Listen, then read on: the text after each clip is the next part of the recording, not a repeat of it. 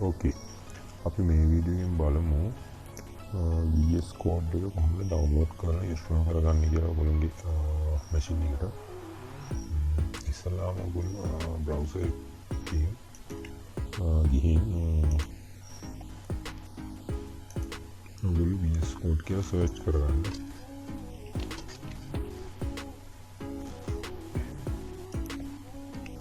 හරි එතකොට මේ වගේ සර්ච් කරන එතකොට මෙතන ඉස්සෙල්ලාම තියෙන සයිට් එක studio.com කියන සයිට් එක ඇතුළට යන්න. ඇතුළට ගියාට පස්සේ ඔයගොල්ලන්ට මේ වගේ ඩවුන්ලෝඩ් ඔප්ෂන් එකක් බලා ගන්න පුළුවන්. එතන ඔයගොල්ලන්ට තියෙනවා macOS එකට Windows වලට සහ Linux වලට හරියන සෙටප් තුනක් තියෙනවා. ඉතින් දැන් මම යූස් කරන්නේ Windows. ඔයගොල්ලෝ යූස් කරන OS එකට හරියන සෙටප් එක ඩවුන්ලෝඩ් කරගන්න.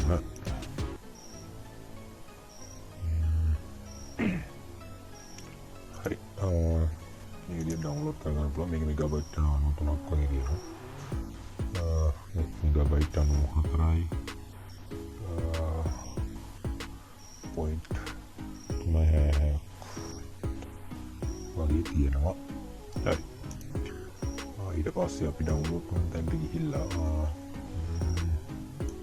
මේ විදිහට ඩවුන්ලෝඩ් ෆයිල් එක බලා ගන්න පුළුවන්. මේක ඩබල් ක්ලික් කරන්න. ක්ලික් කරාට පස්සේ මේ වගේ ඉන්ටර්ෆේස් එකක් එනවා. මෙතන ඔයගොල්ලෝ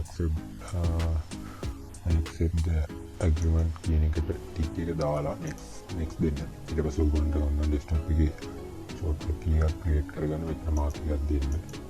දීලා next යන්න. ඊට පස්සේ installation එක කරන්න install කරන්න. මේ හරි එතකොට මේ setup is preparing.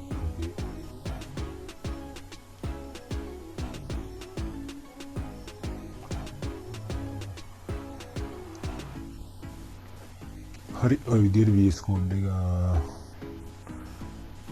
install කරගන්න තියෙනවා. finish දීලා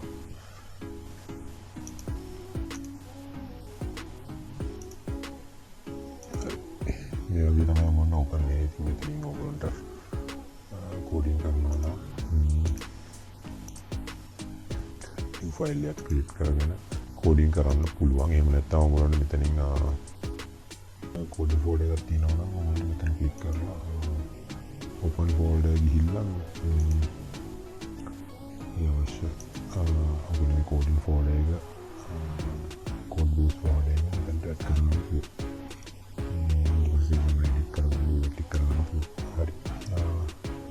තමයි VS Code එක install කරගන්න download කරගෙන install කරගන්න.